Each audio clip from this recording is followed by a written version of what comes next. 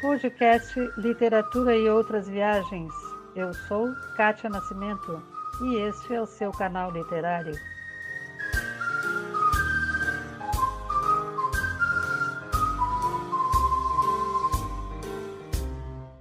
Estamos aqui Olá. de novo no podcast Literatura e Outras Viagens e eu estou com a poeta Elisa Scarpa e o meu amigo poeta Pedro Albuquerque, que sempre me ajuda quando tem um português junto, não é, Pedro? Vamos fazer a ponte, vamos fazer a ponte. Vamos fazer a ponte. Fazemos sobre o oceano.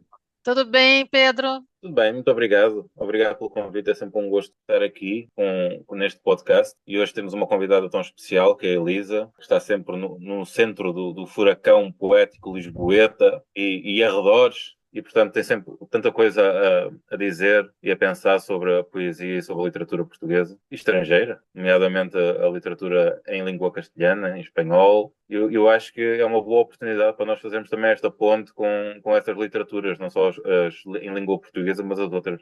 Tudo bem, Elisa? Olá, Seja olá, bem-vinda. Kátia. Muito obrigada pelo vosso convite, Kátia e Pedro. É um prazer estar aqui a falar convosco sobre coisas das quais gostamos muito. Coisas que a gente gosta, né?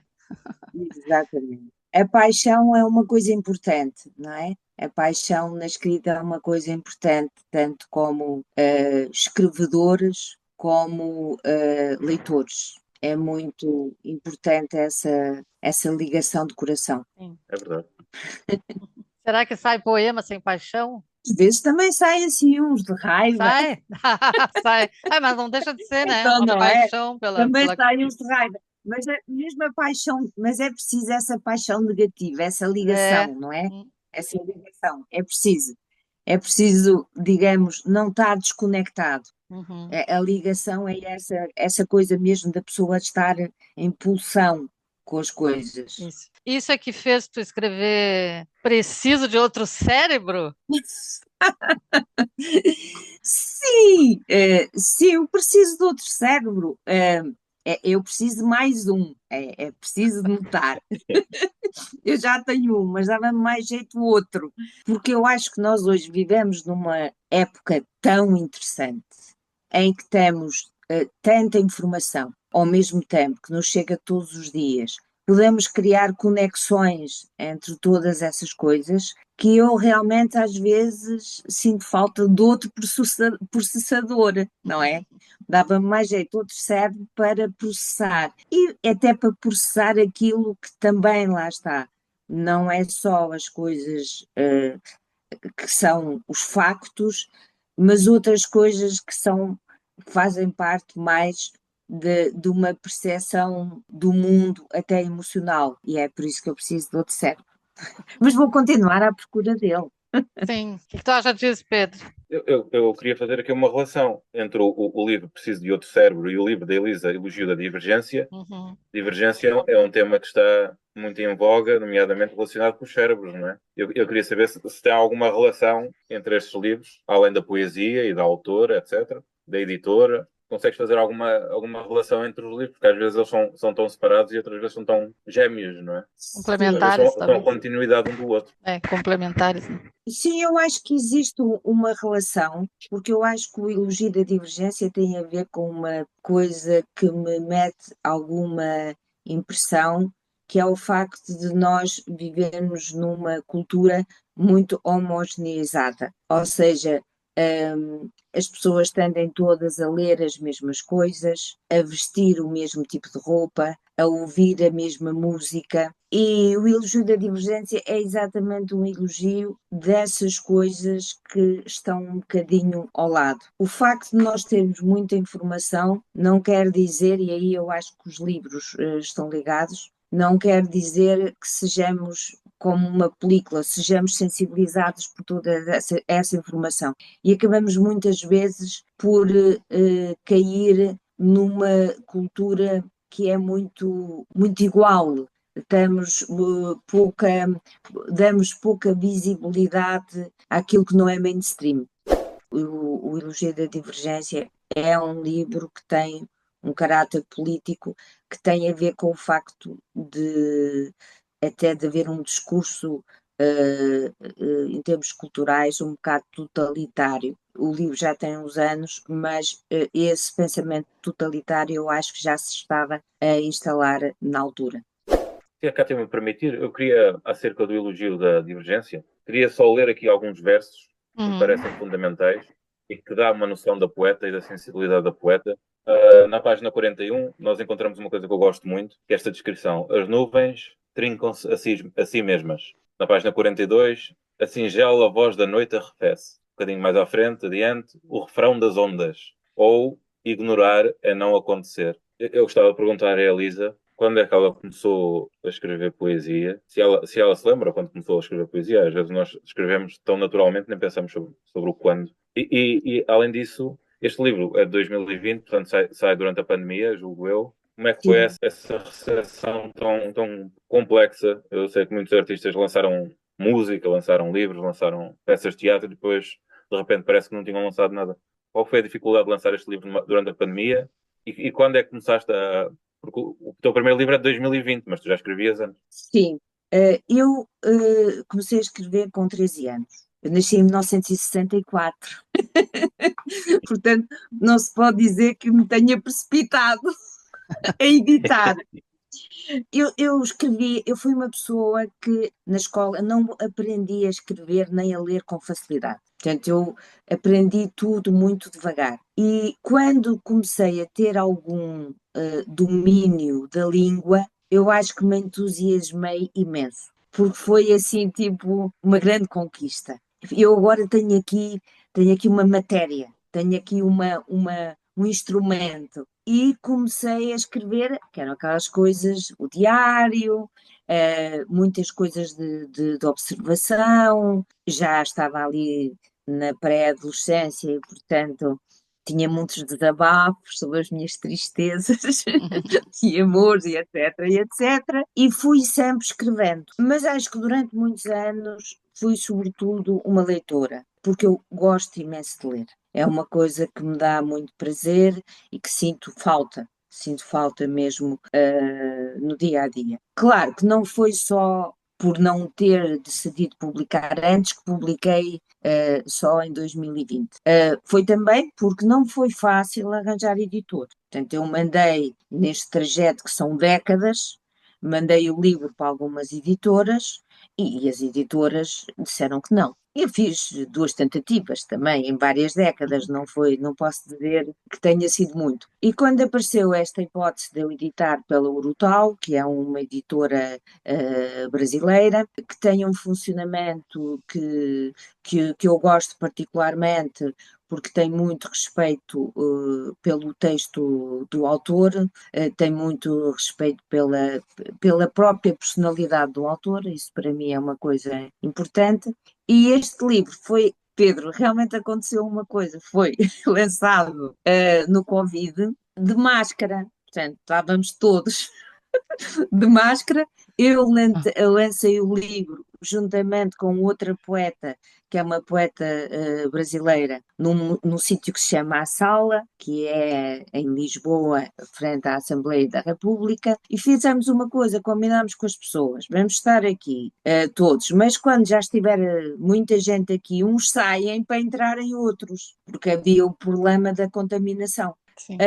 Mas foi ótimo, porque a Júlia também estava a lançar um livro que por acaso tinha imagens minhas, portanto fazia sentido nós apresentarmos juntas e fomos lendo coisas uma da outra e foi muito bom, foi tudo muito ordeiro, teve muita gente e divertimos imenso. Que é o que eu acho que queremos num lançamento. O Sim. livro, a altura com quem eu mandei, portanto, lancei o livro, foi a Júlia Pinheiro, a Maju, mais conhecida por Maju, que está ligada aos slams aqui em Lisboa, e não só. Elisa, tu disseste que esses teus livros têm um cunho político, né? E aqui tem um poema chamado Os Melhores Políticos, inclusive. Mas do lado desse tem um que diz uma vagina e um vagino. Isso é feminista? Me diz se isso é feminista, se tu te considera uma mulher feminista. Sim, eu considero-me feminista porque sou mulher, mas apenas por Uhum. isso, porque eu acho que a distinção formalmente para mim não faz sentido. Ou seja, existem distinções entre homens e mulheres, mas essas distinções, digamos, biológicas, para mim não é aquilo que define a pessoa. O que define a pessoa é a sua postura e a sua prática, e o seu discurso, e não se é homem ou mulher. E por isso é que eu brinco aí nesse poema com a vagina e o vagino, porque de repente é assim, nós tivemos um longo período em que, quer dizer, no fundo, continua um bocadinho na mesma, que é, parece que queremos, à força, fazer um distingo entre o homem e uma mulher e a mulher, para criar estatutos diferentes. E os estatutos acho que não se criam com diferenças biológicas, criam-se com outras coisas. Posso ler? Claro. Imagina se eu não ia ler isso aqui, né? Pelo amor de Deus. Uma vagina e um vagino passeiam à beira-rio. Ela fala para dentro, ele fala para fora. Caem a água, caem, caem, caem, caem, caem. Afogam-se os três. Muito bom, muito bom. Está na página 17, para quem quer ver. Muito bom, achei muito legal. Hoje eu vi num grupo, eu estou num grupo de escritores brasileiros, e aí estava uma discussão, eu não consegui acompanhar, porque é aqueles grupos que as pessoas falam, falam, falam, né? Só que alguém colocou uma opinião política sobre um determinado acontecimento lá, e aí falaram assim: aqui não é lugar de política, aqui não é lugar de política. Aí alguém disse: mas a literatura é política, a literatura é política. O que que tu Sim, achas disso, Elisa? eu entendo política, tudo o que acontece e que, no fundo, nos influencia e determina aquilo que nós fazemos. E, portanto, as opiniões sobre muitas coisas, nomeadamente até sobre a própria literatura, é determinante. E nós sabemos, pronto, por exemplo, no caso do Prémio Nobel, nós sabemos que o Prémio Nobel é um prémio importante da literatura e é atribuído pela qualidade literária das obras, mas não só. Pela sua carga política. E eu acho que isso é importante, porque a literatura não é uma coisa para estar fechada no meio académico, não é uma coisa para estar fechada dentro das nossas casas. A literatura é uma forma de comunicação que deve estar completamente virada para fora. Portanto, completamente virada para a sociedade, para a polis. E, portanto, muita literatura é manifestamente política, não no sentido de porque defende este partido ou Não, defende. é. Não, é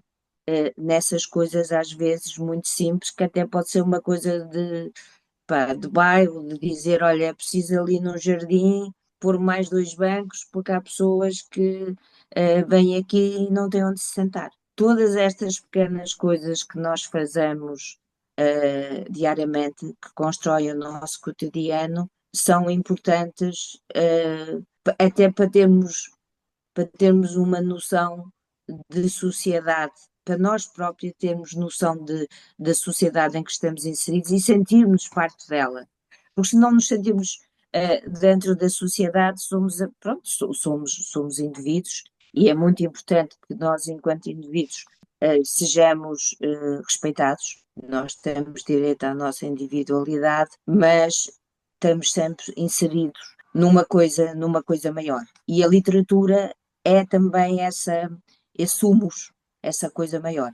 E Muito já bem. está. Devo só Sim. acrescentar aqui uma questão. É que mesmo a literatura que é pura diversão, puro entretenimento, ela própria é política. Porque é política porque nos remove do pensamento da sociedade e da justiça e do outro e do confortamento connosco mesmos, não é? Mesmo aquilo que é plenamente de entretenimento, tal como os programas de televisão, não é? Tal como há alguma música por aí fora, muita da arte é arte para entretenimento. E esse entretenimento é um entretenimento político. Isto quer dizer que é para afastar as pessoas do pensamento crítico e só para, às vezes só para as divertir, só para as distrair, só para as acalmar. Muitas vezes nós ligamos a televisão à meia-noite ou antes de dormir e o que está a dar na televisão não tem qualquer tipo de raciocínio, não é? É apenas uma pessoa está a olhar para a televisão e está a ouvir. Então, muita da literatura de hoje em dia, parece-me a mim, que é uma literatura de divertimento, de distração. Uma telenovela. Não uma novela, mas uma telenovela. Eu concordo contigo, Pedro. Eu acho que mesmo a diversão é importante. Eu não sou das pessoas que digo, deve-se ler este tipo de livros porque estes é que são bons, os outros são maus. Não, eu acho que mesmo a literatura de divertimento tem uma função muito importante que é sempre de alguma forma de nos retirar de nós, de nos descentrar. E dá prazer também, no sentido da diversão, que é muito importante. A literatura não tem que ser uma coisa aborrecida nem fastidiosa. E não é, eu acho que Não, não de é. todo. Depende. A da Elisa não é fastidiosa. De todo. É exatamente o antónimo de fastidioso. Tu és uma pessoa muito envolvida, né, com eventos literários, né? Não sei se fora de Lisboa, mas em Lisboa principalmente, né? Sim, eu gosto muito de ler em voz alta. Eu acho que o prazer oral dos textos, acho que é muito importante. Eu acho que todos nós, escritores, temos tendência, quando estamos a rever os nossos textos, temos aquela tendência para lê-los em voz alta, Hum. para limarmos algumas arestas, porque a parte musical é muito importante. E nos textos literários. E às vezes eu estou, aliás, a falar com pessoas que me dizem assim, mas epá, eu não gosto de poesia, eu não gosto de poesia. E essas pessoas, que, às vezes que dizem, eu não gosto de poesia, ouvem imensa música, com letra, e cantam essas letras. E lá está, a poesia está lá, Uhum, uhum. é cantada, mas ela está lá. E a parte oral da poesia e mesmo dos romances, porque lá está, acho que aí não faço um distingo, embora a poesia, como é uma construção mais curta, em princípio é mais acessível para ler, e eu dou muita importância a essa parte oral. E não é só por causa da música das palavras, é também porque eu acho que o tempo de escuta é fantástico. O tempo de escuta, nós estamos ali. Eu, quando estou a ouvir um poema, eu estou só a ouvir o poema. Ou seja, eu não me distraio com nada. E eu, naquele momento ali, eu capturo o poema de outra forma. E tem ainda outra coisa formidável que é, se nós os três lêssemos o mesmo poema, nós íamos lê-lo de forma diferente e seriam três leituras diferentes. E um dos eventos a que eu vou, e alguns dos quais também estou ligada à organização, vê-se muito isso. Às vezes, numa sessão, uma pessoa lê um poema, na outra sessão, outra pessoa lê o mesmo poema e já é outro poema. E esse lado da equívoco no bom sentido, no sentido que é contrário àquilo que é unívoco. Aquilo dá uma profundidade que às vezes nós em voz baixa, a lermos para nós, não captamos. Eu estou ligada ao Aqui Vai Livre, eu e a Rita Trumanta, que foi um evento que criámos, que é um lançamento coletivo de livros na rua, tem sido feito na rua, e por acaso este ano vai ser feito no interior, porque já é inverno e não podemos correr o risco de termos que adiar por o tempo estar mau. E o Aqui Vai Livre eu tenho um especial apreço, porque é uma coisa muito divertida, é um evento lúdico em que os escritores, de alguma forma, voltam quase a ser crianças, porque lançamos os livros por via aérea num jardim, depois cada um apanha o seu e fica com ele e pode falar com o leitor ali, temos leituras. É sobretudo um evento para brincar. E há outros eventos, há Poesia no Bota, todas as segundas-feiras, que recomendo vivamente, que é apresentado pelo José Anjos. Todos estes eventos dão espaço aos leitores, escritores e escritores leitores que queiram ler os seus textos. E eu acho que a oralidade é muito importante na escrita. Quando publicaste o teu segundo livro, de 2023, O Desvio de Cérebro, em que tens um poema assim mais extenso, nós já falamos da política, do feminismo, destas temáticas todas. Eu queria perguntar-te duas coisas. Uma, se influenciaste, como todos nós nos influenciamos sempre ao longo da vida por outros autores, se tens alguma marca de 2 ou 3 autores que te venham sempre à cabeça quando escreves ou quando reescreves, ou depois mesmo quando estás a ler. E a outra pergunta é quando é que descobriste o prazer da leitura em voz alta? Quando é que tiveste a motivação para... Porque nem toda a gente tem essa coragem, por exemplo, não tenho. Como é que descobriste esta vontade de, além de escrever para ti, escreveres e depois dizeres para os outros? Quanto ao ler em voz alta, eu acho que foi logo quando comecei a ter muito prazer em ler. Foi logo, era uma diversão. Eu, quando era miúda, ia passar as férias grandes com os meus avós, numa aldeia. Na altura não havia rigorosamente nada.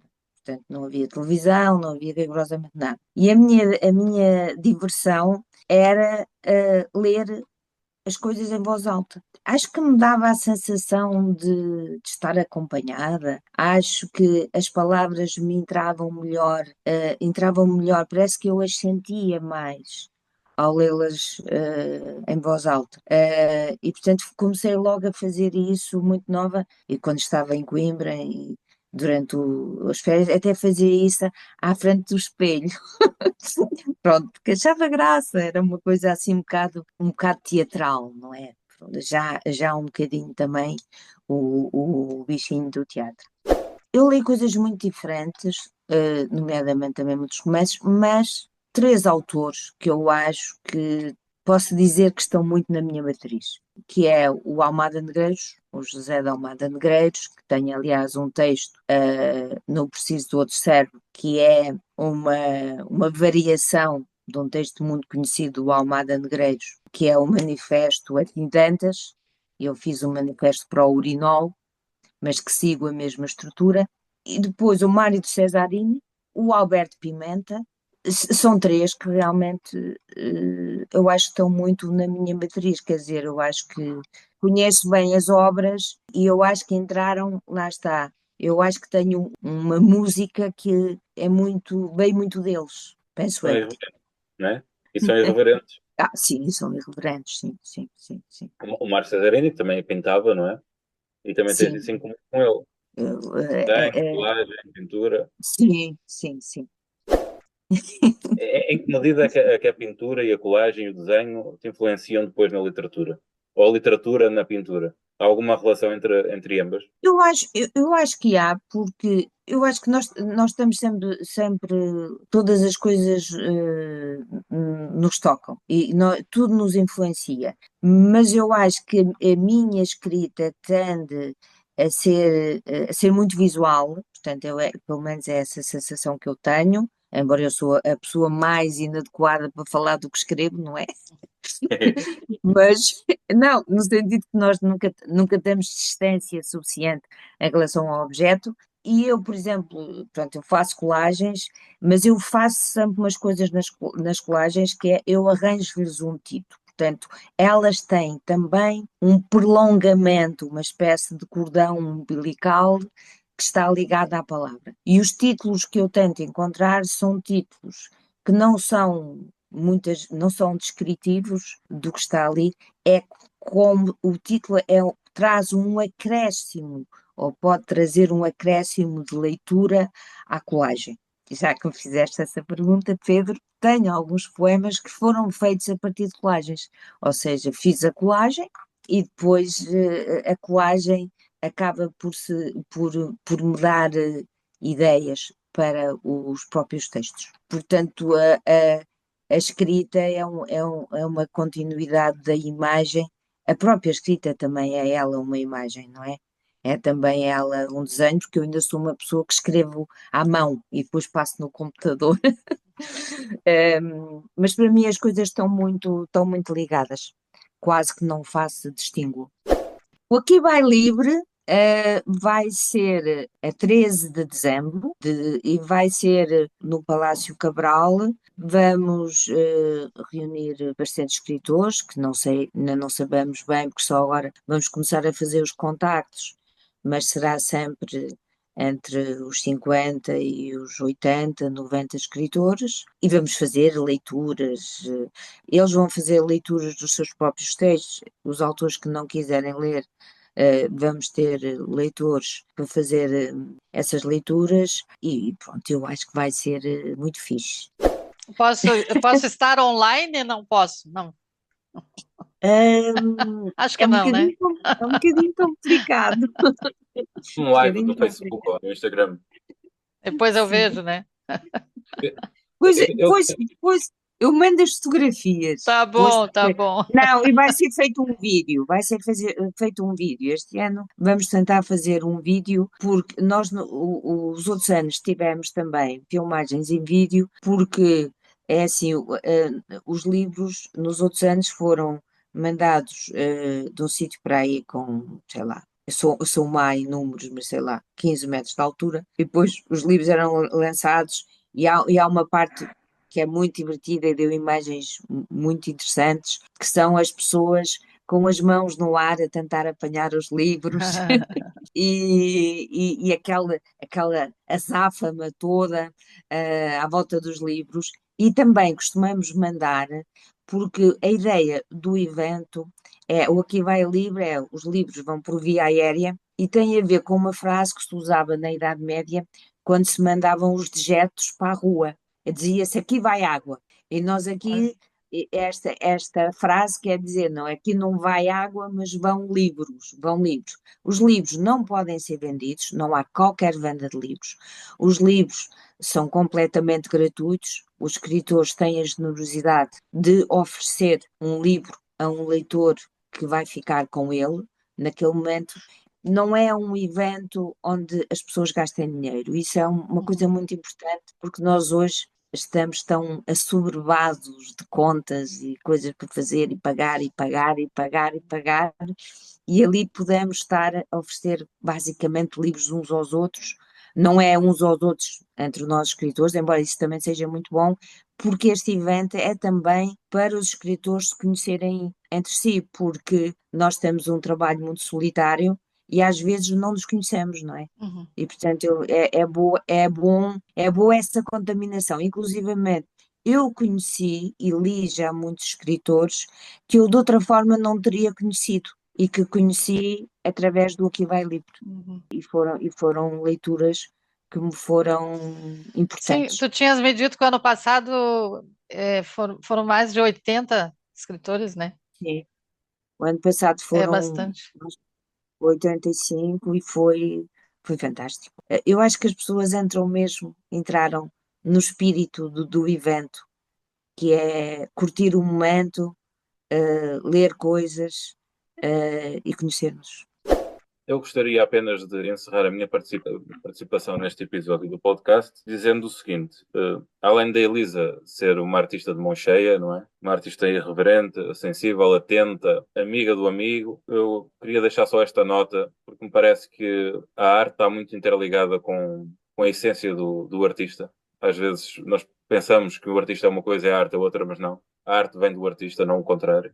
E eu queria só deixar esta nota em relação à Elisa, que me parece que é fundamental, não só como artista, mas como pessoa, que é a sua generosidade. E como ela é tão generosa, ela trabalha sempre em prol dos outros e de todos e da comunidade. A Elisa é alguém que faz as capas ou que oferece os seus trabalhos para fazer capas de livros, é alguém que se oferece para participar nos eventos e para ler os livros à frente da plateia. Portanto, a Elisa é essa pessoa generosa. Eu gostaria que ela só falasse um bocadinho, uns segundinhos, de outra generosidade dela, que é esta parte da criação de organismos de vários autores, quase um ser vivo. Depois os autores ficam todos quase que acoplados uns aos outros e tornam-se um organismo vivo e vão juntos aqui e acolá e fazem isto e criam aquilo. Eu queria que ela falasse um bocadinho só dos Doidos Diversos, que é mais um evento que ela pensou e que se tem vindo a multiplicar ao longo dos anos. Pedro, muito obrigada. Assim, Os Doidos foi uma ideia do Maurício Vieira, que é um poeta brasileiro do qual eu gosto muito, e que começou por fazer este evento juntamente com outra poeta, a Mariana Portela, também brasileira, e depois eu fui acoplada e foi muito bom, porque o evento é um bocado diferente dos outros eventos em que eu participo por duas razões. Porque são escritos textos específicos para o evento, que têm um cariz mais, muitas vezes também já de performativo, e o que dá sempre um ambiente altamente descontraído e eu diria mesmo doido. Mesmo doido. E depois temos um convidado espacial, é espacial porque está no espaço. Esse poeta, ou no geral são poetas neste caso, esse poeta vai ler coisas suas e depois nós fazemos também uma compota poética, que é pegamos nos vários textos, fazemos uma colagem de textos e fazemos uma coisa a partir daqui, e é muito divertido, eu recomendo. E já passaram muitos poetas pelos doidos diversos e vão passar muitos mais. E, aliás, vai ser no dia 26 agora, né? Agora vai ser no dia 26, na Casa do Comum, que é no Bairro Alto, eh, e provavelmente vai ser uma das últimas vezes que vamos fazer neste espaço, mas depois continuaremos noutro espaço. Talvez fosse bom a Elisa falar um bocadinho dos projetos futuros. E sim, Pedro, eu quase que não tenho futuro, eu só tenho presente. Isso é muito bom, isso também é muito bom, né? Viver o presente é muito bom. Não, Mas quais são os não, seus projetos? Quais são os seus projetos? sim, eu penso que é continuar os projetos que já estão de pé. Sim. Portanto, o Aqui Vai Livre, continuar, porque, embora seja só uma vez por ano, é um evento que obriga a alguma produção, porque depois a ideia vai de encontro um bocadinho àquilo, Pedro, que tu dizias, não é? Que é a construção de uma rede de ligações literárias. Portanto, nós durante o ano, depois tentamos seguir os autores que foram aqui bem livres, se eles lançarem livros, saber deles, etc. E, portanto, é um trabalho que não é só o trabalho do preciso momento em que é feito o evento. Depois temos os doidos, que é uma vez por mês. Eu, todas as segundas-feiras, tento ir ao Bota, porque gosto muito e curto estar lá a ouvir poesia. Temos sempre grandes poetas a serem lidos e temos muitos poetas novos que estão a aparecer e que vão trazendo às vezes textos que eu fico espantada com a qualidade, porque penso assim, epá, eu quando tinha 20 anos não escrevia assim, e portanto escrevem muito bem, há pessoas a escrever coisas que eu gosto muito, e pessoas muito mais novas, e talvez para este ano, talvez eu deva publicar um livro, não é? Olha, isso é legal, isso é legal. Esse Porque, ano ainda? Esse ano ainda? não, para o ano, Ah, o agora, ano que este vem. ano. Este ano, Kátia, Já está terminou. exterminado, está quase, quase, quase no fim. É, Eh, mas para o ano, sim, tenho que ver se me organizo para conseguir entregar à Urutau um livro para sair ainda durante o ano de 2026. eu espero estar nesse lançamento. Ah, eu também. Eu espero que vocês estejam, os dois, na fila da frente. Sim, de bandeirinha, né? De bandeirinha. Claro. Elisa, como que a gente te encontra? As tuas redes sociais, por favor. Tu no Facebook, Elisa Scarpa, e tu também no Instagram, É Scarpa Lu Scarpa. 7927. Exatamente, exatamente. Mas para coisas literárias é melhor eh, ser pelo Facebook, porque eu uso mais o Instagram para as imagens e vou muito menos. Uma questão de tempo, acabo por ir mais ao Facebook do que ao Insta. Pedro Albuquerque, E as tuas redes sociais? Já agora, enquanto a Elisa vai mais ao Facebook, e a Elisa Scarpa no Facebook, eu vou mais ao Instagram, e no Instagram é pedroalbuquerque.lit de literatura. Quem quiser comunicar, basta enviar uma mensagem. Eu só tenho a agradecer a vocês dois, mais uma vez. Muito obrigada pela participação. Elisa, estaremos juntas daqui uns dias, né? Eu volto em fevereiro. Obrigada, Pedro, Obrigado. pela participação sempre especial. Um abraço para vocês. Até a próxima. Cátia Nascimento, Pedro Albuquerque, muito obrigada. E Tchau. beijinho. Beijinhos.